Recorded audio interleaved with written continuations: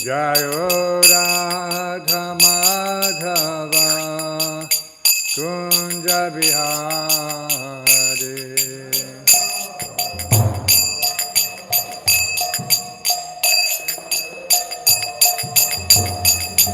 Gopi Janavalabha Girivaradhari.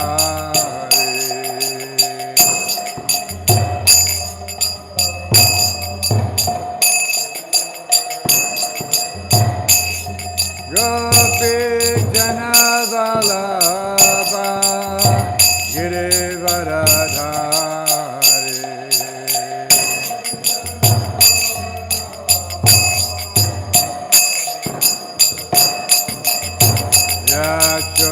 Yachodanandana Braja Janaranjana.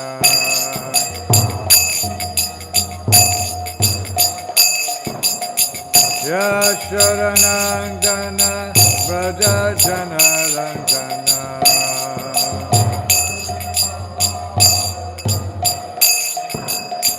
Yamuna Tiravana Chari.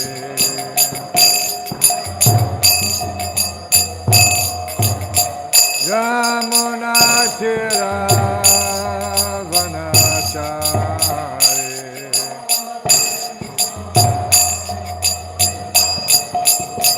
Jaya Radha Madhava Kunja Bihari.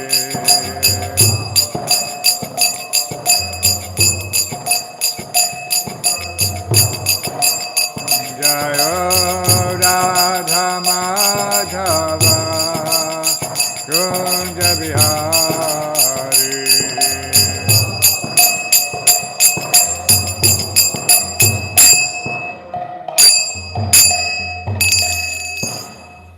Jai Vishnupad Paramahansa Parivraj Jagacharya Satara Sata Shri Srimad. The Divine Grace of Bhagavatam Bhaktivedanta Swami Prabhupada Ki.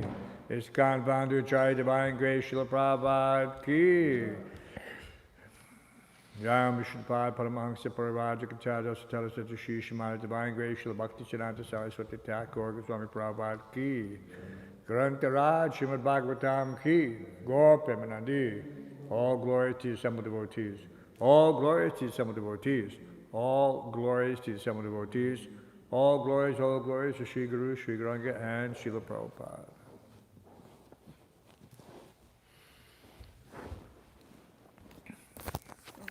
It should be here. This is here, and there's also Lilamrita is here, which we want.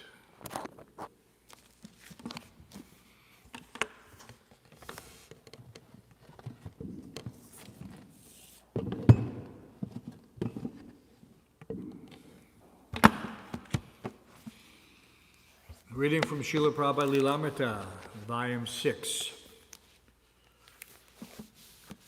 Chapter titled, Chant Hare Krishna and Fight. People misunderstand. There's fighting, not just fighting by some pugilistic means. The fighting means we're fighting Maya. So Prabhupada doesn't mean that we're going to rise up in arms, to defeat Maya in that way. Maya is in charge. It's like being inside the prison. You can riot, but you're still confined. Nothing you do will change that situation. You may have some temporary relief. You can take over the certain areas. But you're still in the prison. So what is the point? What is the purpose? They make some noise like this. Present some demands. We want better food. Like this. Such a simplistic consideration. It doesn't make any sense. But this is the... So Prabhupada says, chant Hare Krishna and fight. Srila Prabhupada asked to hear the reviews of his books as published in the Krishna Conscious Movement as authorized. His secretary read one review after another. professors praising Prabhupada's work and requesting him to go on producing such valuable books. After hearing the reviews, Prabhupada lays down to rest. "The pen is mightier than the sword," Rameshwar Swami declared. "Yes," Srila Prabhupada answered. "It is a revolution. That's what I thought as I wrote on and on." The communists have changed the lives of people throughout the world by their empty literature and false promises. Why not a revolution started on the basis of the absolute knowledge? January 18, 1977. After the intense cold of Kumbh Mela, Prabhupada had recuperated a couple of days in Calcutta. His head cold had gone away, but the swelling in his hands and feet persisted, as did other maladies. Externally, he was diabetic and suffered from poor digestion, as well as from the general dwindling of physical powers common to an 81-year-old body.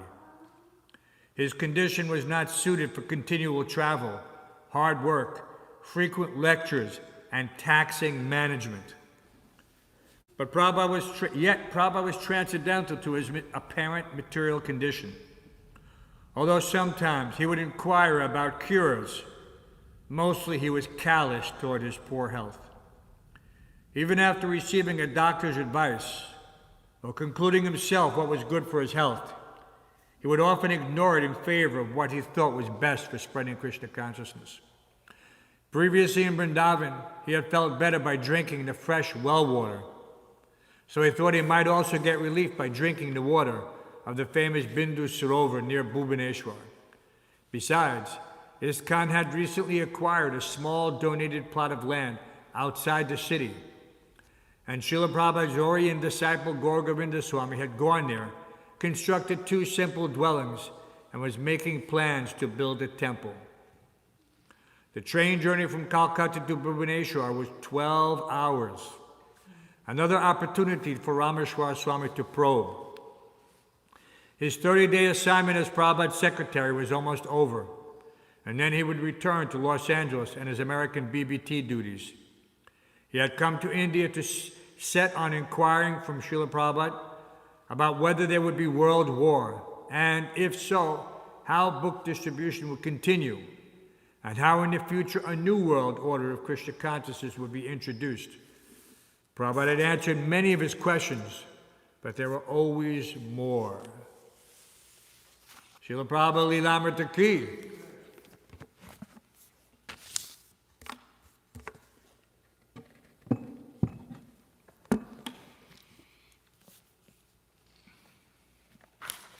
Om Namo Bhagavate Vasudevaya. Om Namo Bhagavate Vasudevaya. Om Namo Bhagavate Vasudevaya. Reading from the Srimad Bhagavatam, 3rd Canto, 4th Chapter, Text 1. Chapter titled Vidura Approaches Maitreya. Uddhava Vacha Atate Tad Anugyata Bhuktva Pitva Chavaninim Bhuktva Pitva Chavarunim Taya Vibhrangshita Jnana Taya Vibhrangshita Jnana Duruktar Marmapas Prishu Duruktar Marmapas Prishu.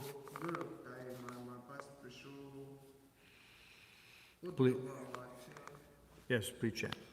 Uddhava Uvacha Atate Tanugyana Bhuktva Pitva Chavarunim Taya Vibhrangshita Jnana Durukta Mama Pasprishu. Bali, you want to try? Yeah, come closer and you can get the book.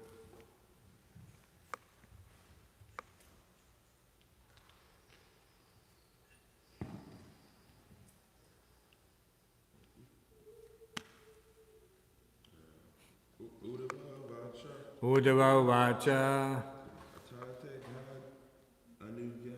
Atate Tadanugyata Bhuktva Pitva Chavarunim Taya Vibramsita Jnana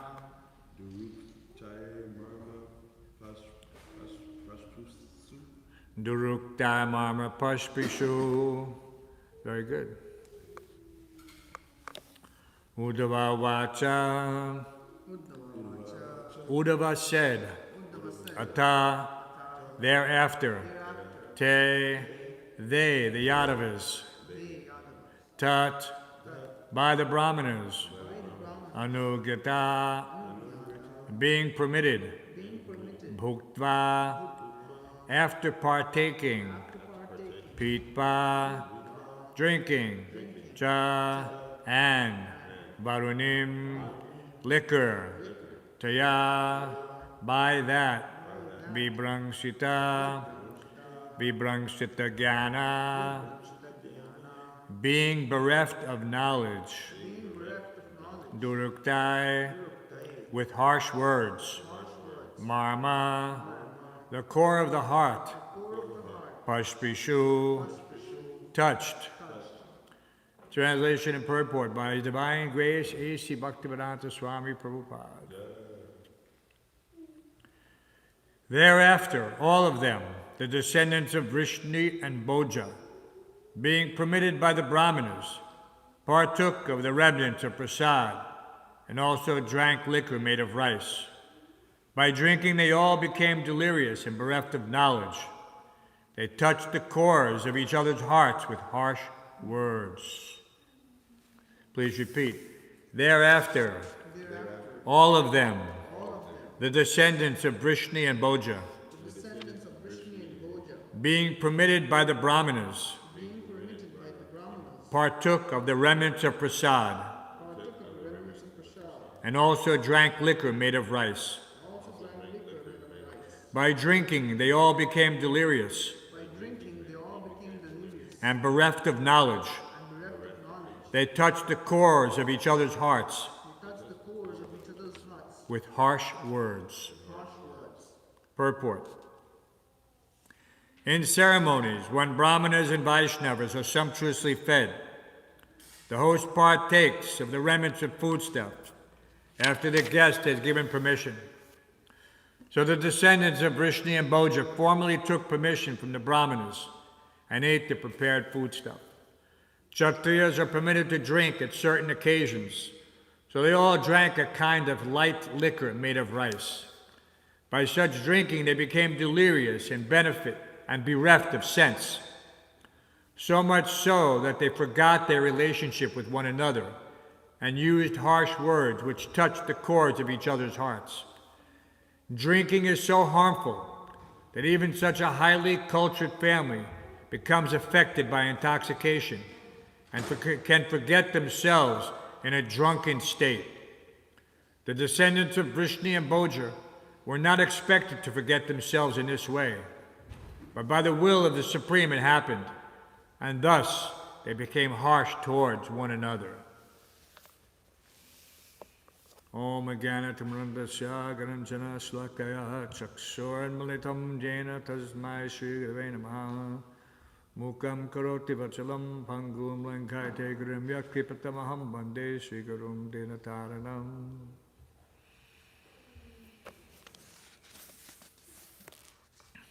So an interesting scenario being set here.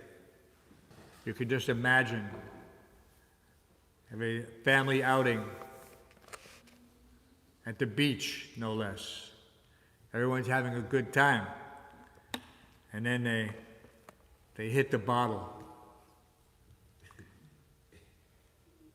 And we see this happen all the time. This is nothing surprising. And this rice wine, this is rice wine. It's called sake in Japan, which is very popular there. And Japanese, after all, are descendants of this royal family. That's why they have on their flag the rising sun, because they are from the Sun Dynasty. So there are only two Kshatriya dynasties, the Sun Dynasty and the Moon Dynasty. So they're remnants of this Sun Dynasty. They have this Kshatriya spirit. It is infused in everything they do. They even have the warrior code called Bushido. And very few cultures have that left.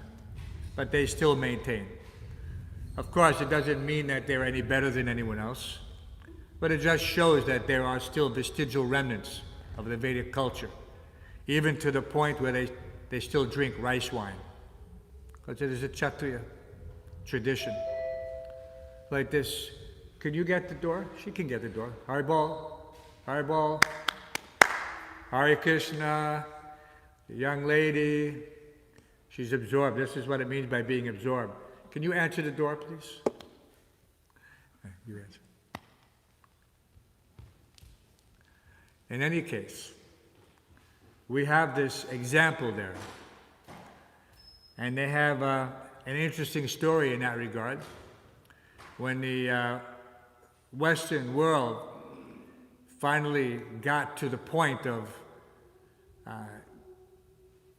sailing in that general area, which is the,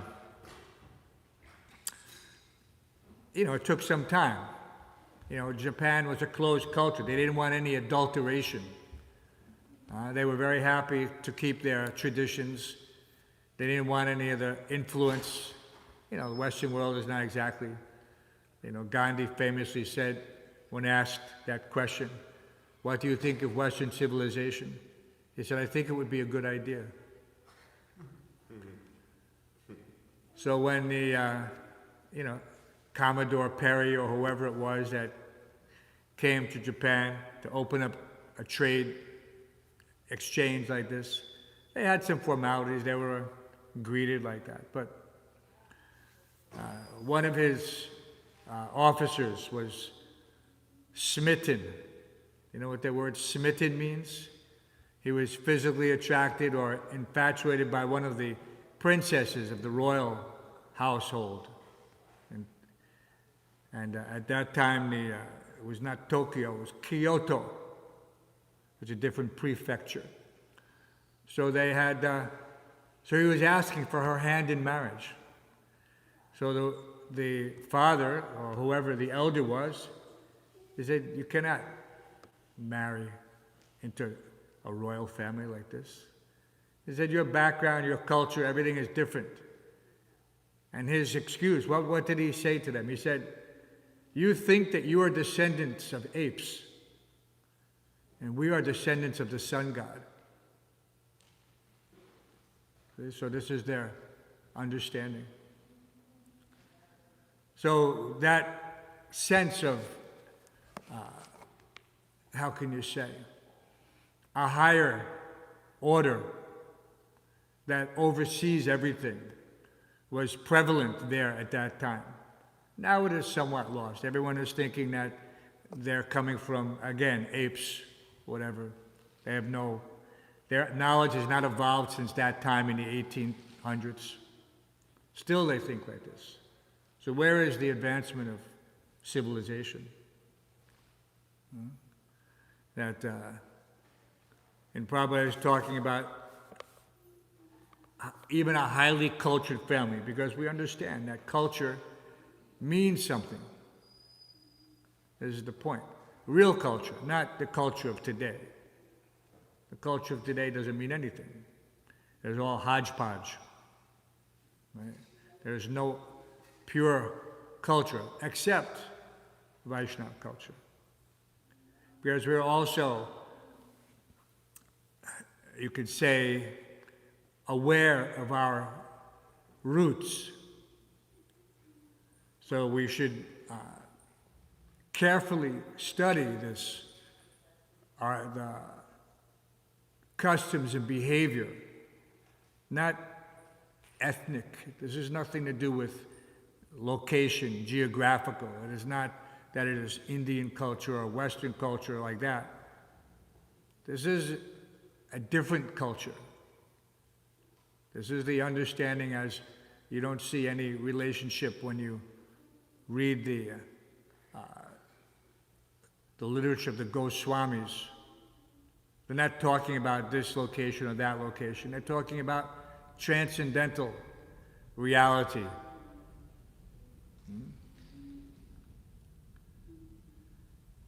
This whole process of self-realization. How is it possible that Srila Prabhupada could bring the science of self-realization? You don't pack it up in a suitcase. Although we had trunks filled with the Srimad Bhagavatam, and of course, the Bhagavatam is the essence of all knowledge there. The cream, of Vedic literature. But it was him. Because otherwise these books could lie there. They don't do anything of themselves. One has to be inspired to read them. Tadvidi pranipatena pariprasnena sevya. And he must approach a spiritual master in order to have this insight. What does insight mean? We know what sight means. Sight means I can see something. But insight means there is some realization, some higher understanding.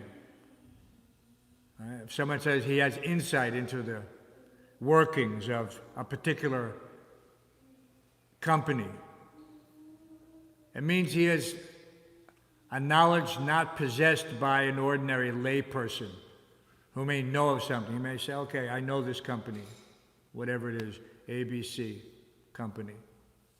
He sees it, he sees the signboard, he sees the advertisement, but he doesn't have any real knowledge of this company. But someone who is working for the company, sometimes they use that term, company man. Now he has insight into the workings of that company. And once he leaves that company, he may be hired as a consultant or retained as a consultant because he has insight. So insight is something tangible. It is not just some word. So the insight of the pure devotee is the divyam jnanam, transcendental knowledge. Janma kama chame divyam evam yo veti tatvataha taktvadeyam punarjanma nayate mamite sojana. So, and that's what we're dealing with here also. There's this two different levels of appreciation, of understanding this. And some people will say and use the words tattva and rasa, because we know that there's superficially, just like it was described in the previous chapter, Krishna's eternal associates, they did not go to Prabhakshetra. They stayed in Dwarka. Because these living entities who are participating here, demigods and whatnot, these are not eternal associates. But they're given some role, like players in a movie. You have the main actors. They are given top billing. You see their names on the marquee, starring such and such, but you don't see the names of all the bit players. They're called bit. It means they have nothing. A bit is a tiny portion of something. If you take a bit of prasadam, what does that mean? It means a tiny fragment of prasadam. So those who are on the shores of the Prabhakshetra at the beach, these are all the bit players. And it's time for them to leave the stage. And so Krishna makes an arrangement because they have some power. They cannot be discharged. They cannot be told by any other force that they have to dissipate. No. It has to be arranged by Sri Krishna himself. And he does so. But this is, one has to understand from that perspective, the transcendental perspective, right? With what? What does it say? The definition of intelligence is. You know what the definition according to the Bhagavad Gita? In the 10th chapter, in the purport, the 4th and 5th verse. Intelligence means to understand things in their proper perspective. And the karmis also say, perspective is 9/10 of reality. They have many sayings like this. So you have to know what is the real reality. Right? Even the word, reality. Reality. What is real?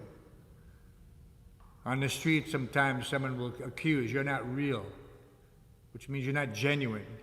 You're not acting according to their perspective, how you should act. Of course, that is also illusion. But if you do not conform, then you cannot belong. Right? If you do not conform, you cannot belong. So many people have their cliques based on some shared perception of reality.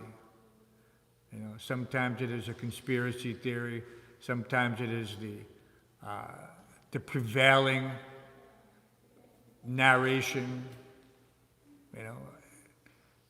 Could be political, can be philosophical, could be anything.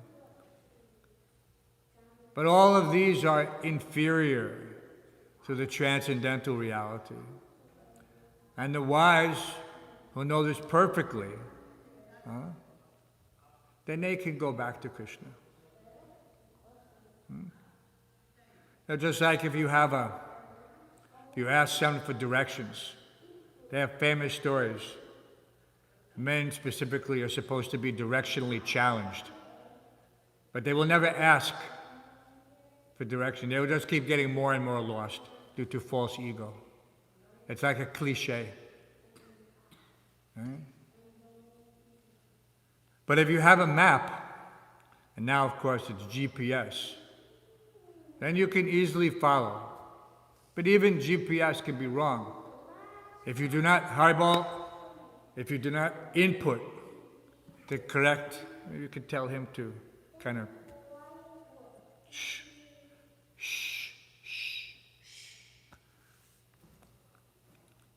If you do not put in the correct coordinates, then you cannot expect to get the desired destination. So again, this is because in the material world we understand there are 4 defects that everyone possesses. There are no exceptions, except for the Nityasiddha, pure devotee.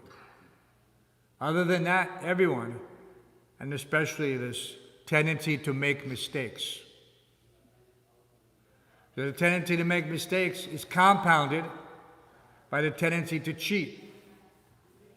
Because when you make a mistake, no one wants to admit it. And therefore he cheats. And he tells a lie to cover up his mistake. His cheating propensity is like that. That cheating propensity is also, in India they call it 420. 420 admi. 420 is the criminal code for cheating, or a cheater. So 420 means cheating. And a 420 admi means a cheater person, a con man. Someone who is looking to cheat you, steal your money by deception. Right? So this whole material world is filled, what did Prabhupada say? The cheaters and the cheated. So how does one know where to look? How does one? Without the benefit of a guide, everyone is lost. So therefore the sincere seeker, Krishna will Brahmanda Brahmate Kone Bhagavan Jeev, Guru Krishna Prasadi Bhai Bhakti Lata Beach. The sincere seeker, Krishna will give him guidance. He will direct him to the sound of the kirtan party on Union Square or Washington Square. And he will inquire, perhaps for the first time in many lifetimes. But this is his opportunity. So it is not by chance. Krishna is the cause of all causes, sarva karana karanam. Everything that happens ultimately is ordained by Him, but influenced by our individual, unfortunate reactions to past pious and impious activities. But if one has this agyata sukriti, that somehow or other he is engaged in some transcendental, it's not that digging a well or opening a hospital, these are not agyata sukriti. People are misled.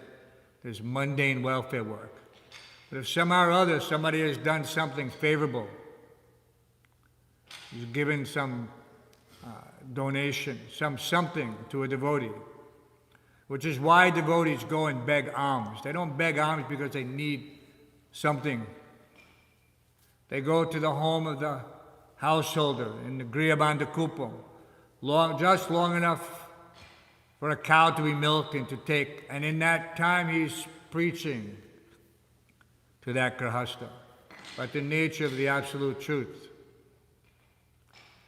And he has planted that seed. And in exchange, he's gotten some alms. So that exchange makes everything proper. So that benefit, nobody can calculate. If one, by some act of kindness or charity, gives something or does something to benefit the Krishna conscious movement, or it's those devotees who are working hard, utilizing their life's energies in the service of the spiritual master and Krishna, undoubtedly that person will benefit. There is no, in this lifetime or the next, we have seen many times how that occurs. Throughout the scripture, throughout the itihas and the Purana, everything is there. So many stories, which is why we read this transcendental literature, not just to pass the time and hear some exploits. Yes, these are all nice. We marvel at them, at the weapons and the vimanas, the flying machines and the cloaking techniques. All these things are fantastic. People are enamored and infatuated by the science fiction. But they don't understand that this is not fiction. It is actually reality, but it is not available to them because of their narrow perception. But by Krishna's mercy, our reality has been expanded because our perception has been expanded. And one famous writer of the Beat generation, he wrote a famous book that enamored many in our generation called The Doors of Perception. Right? And people were taking all types of intoxicants in order to experiment like this.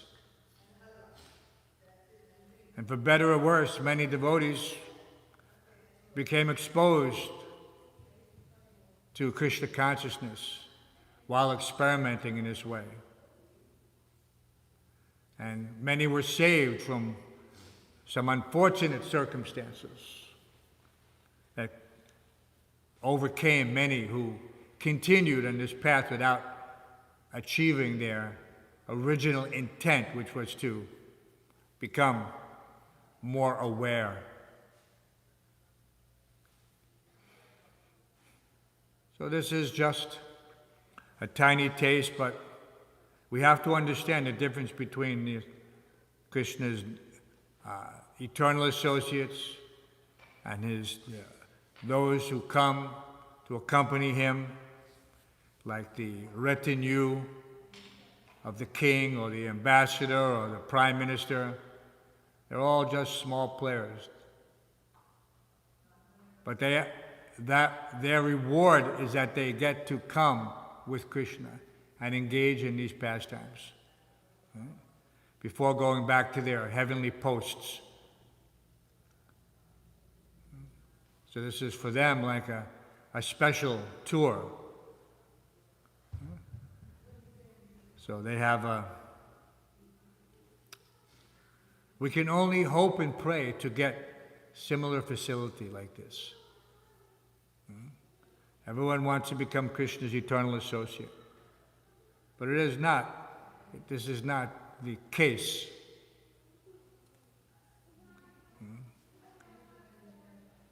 But and as one reads very carefully, he can understand what is the difference. And for those, and what is the difference actually between serving Krishna's pure devotee? When we're reading in Lilamrita, we're relishing this association of Srila Prabhupada. Because why? He's doing the topmost service to the Supreme Lord. So what better position can there be? We don't want to make, comparisons that are dissimilar like that.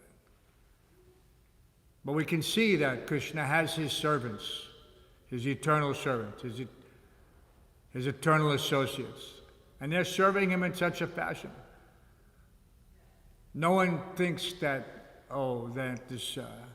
this service is changeable, or that I will become this eternal associate. No, we can emulate them.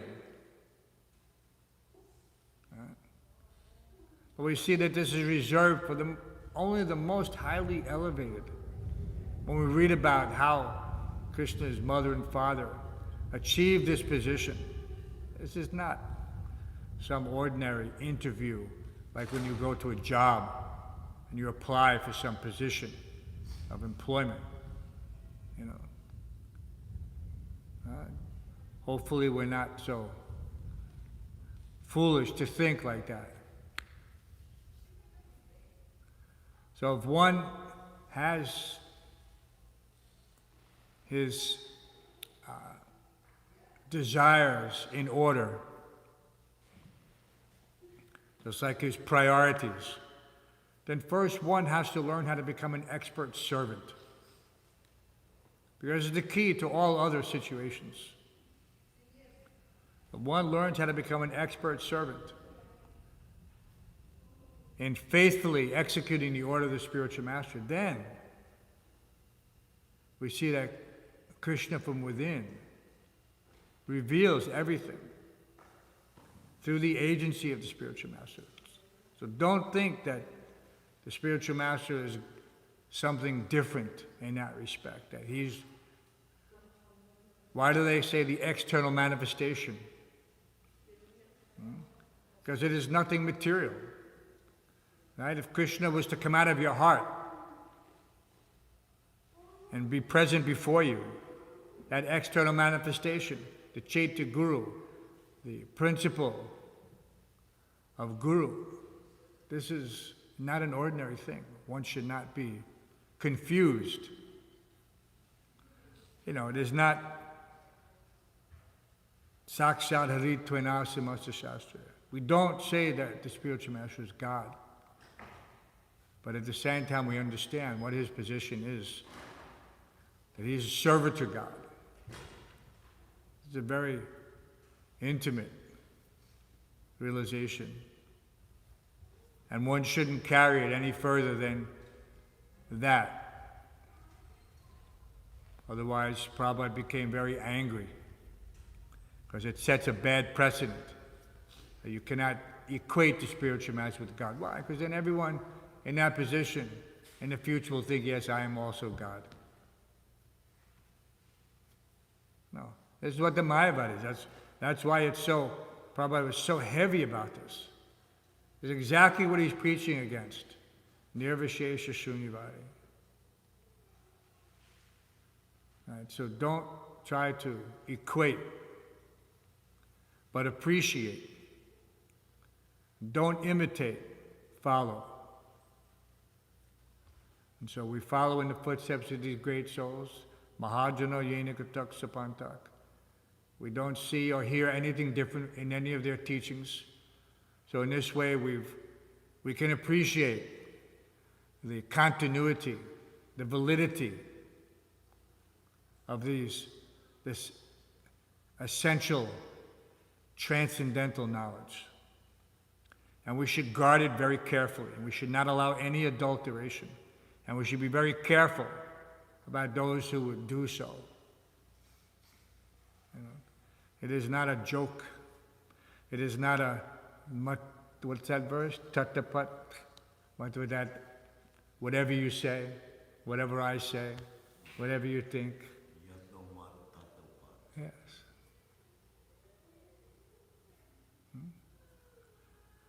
But there are those who, they cannot say, no, you cannot say that. You cannot say that your philosophy is superior to my philosophy. And we don't. We don't. But we say, you can read here. But if you do not know the absolute truth, then how can you say that your philosophy is greater? Otherwise, it is simply dogma to say, no. This person is God, that person is God, this person is prophet, that person is prophet. Yes. But who is God? You say, no, we have our God. And who is he? And what are his attributes? And I have a few. He is great, he is merciful, all-knowing. Yes, that's that. But how much detail is there? They cannot say. Because God has not really revealed himself. And they will have so many reasons why. They give some explanation. But it is not satisfactory. You have to accept. Why? That's the point. Why isn't there, what is the difference between dogma and self-realization? So this is the key to the understanding, to unlocking the doors of transcendental knowledge. Tadvidi pranipatana. You have to. And it is there. They could do this, but they don't. Just try to learn the truth by approaching a spiritual master. So they go to their spiritual master. Inquire submissively and render service. The self-realized soul can impart knowledge unto you because he has seen the truth. But if that person has not seen the truth, then it is obvious. Otherwise, there would be volumes and volumes. They have so many teachers and this and that, the other thing, but there is no. It is not very transcendental. That is the key.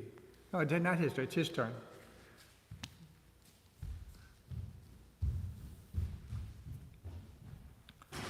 So let me read the first shloka again. Vidura approaches Maitreya. Thereafter, all of them, the descendants of Vrishni and Bhoja, being permitted by the Brahmanas, partook of the remnants of prasad and also drank liquor made of rice. By drinking, they all became delirious, and bereft of knowledge, they touched the chords of each other's hearts with harsh words. So you can see that these are not the eternal associates of the Lord. They cannot be. But they are associates for the time being, for this pastime, for this, the Lord comes, right, once in a day of Brahma.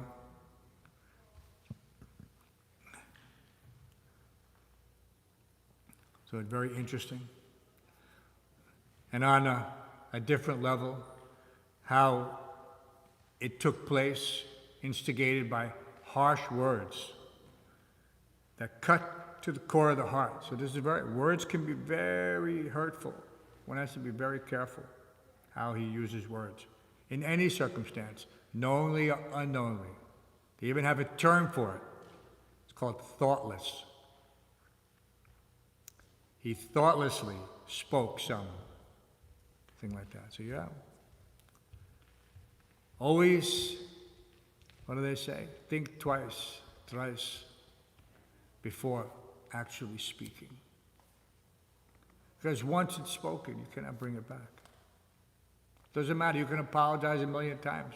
Once it has been said, you cannot change it. It's like shooting an arrow into somebody. Once it hits them, you can't do anything about it. What do? You can do surgery, you can do this, but the damage is done.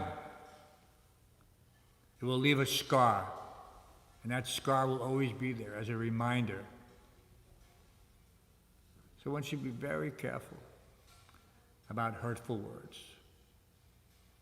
And it's not just that the words that you utter, that you don't think they're hurtful, that they're not hurtful. No. It's if the other person thinks they're hurtful, they're hurtful. That's why you have to think. So, any questions, comments?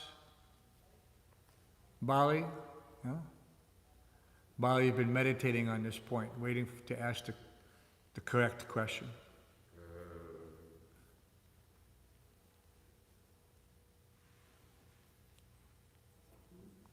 No.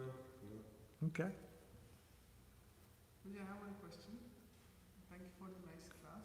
In the 10th canto of Srimad Bhagavatam, Shukadeva Goswami is explaining about how the cowherd boys, they give pleasure to Krishna, how Krishna and the cowherd boys, they are relishing in the forest, their time in the forest.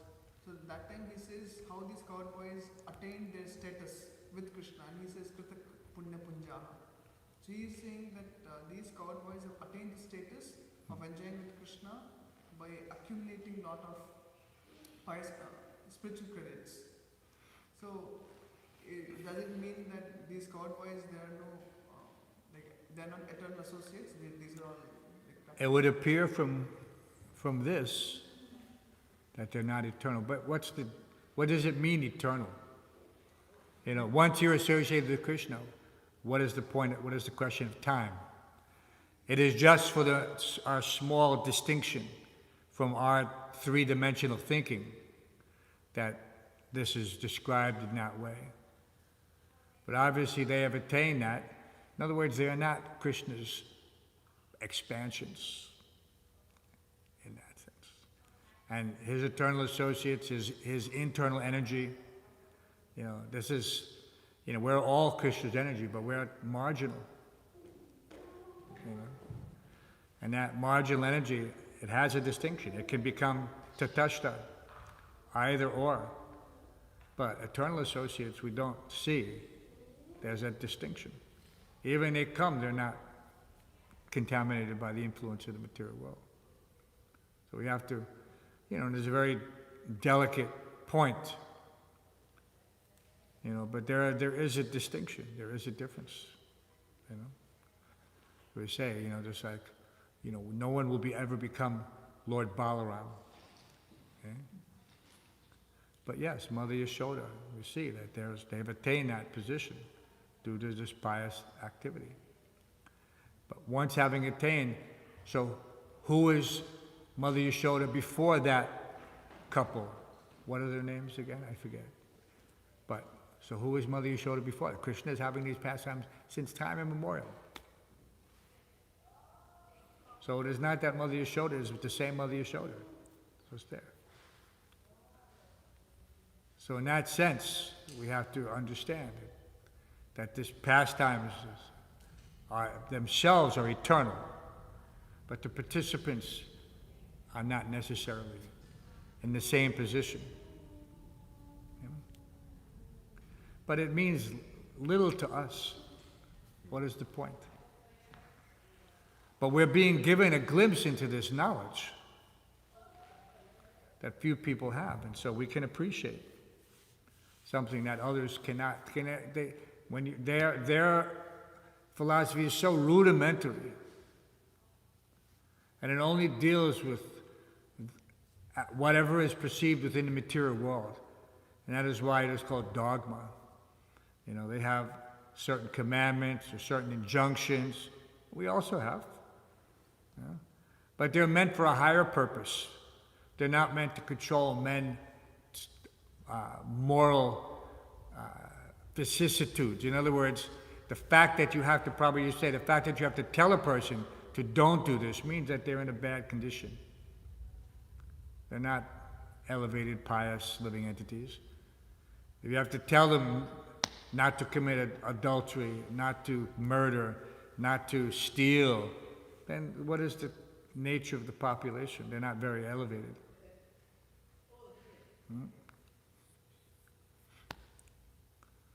So they're not suitable for self-realization, because there's nothing in the philosophy and that allows them to attain a realized state through purification.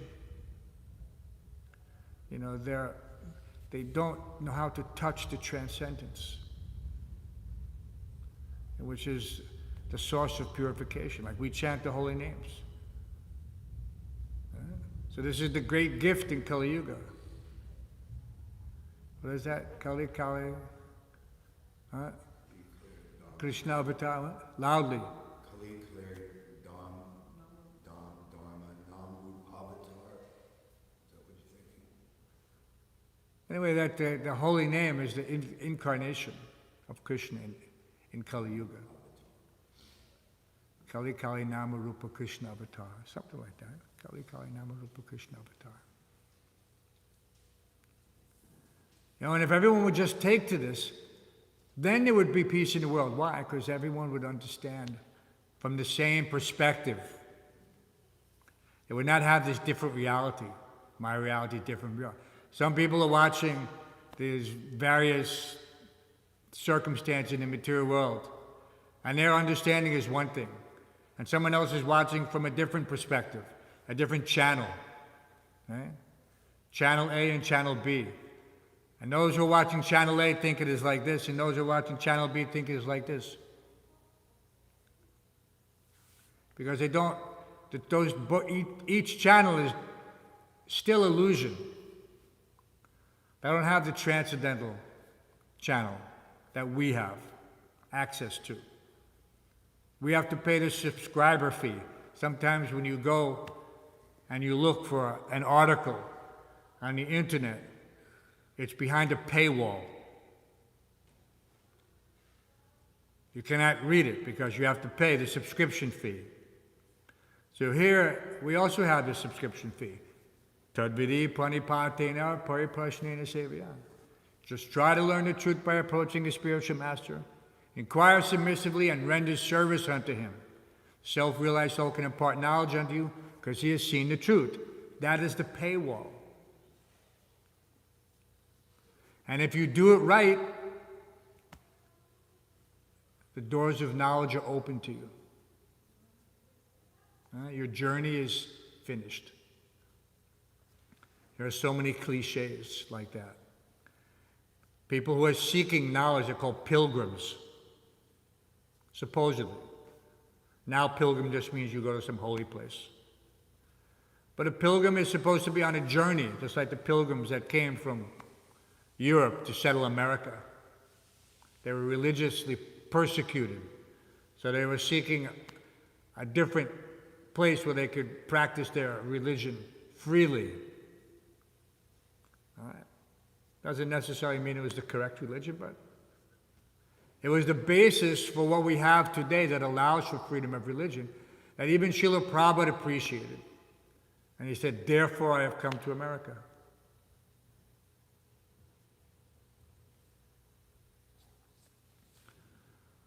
Any other questions?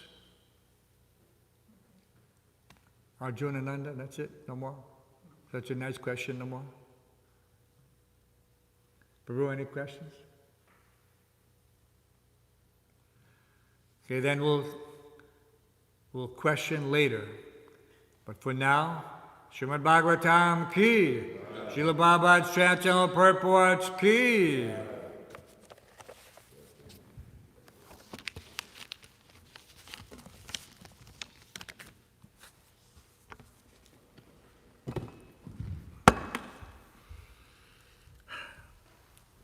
Govinda.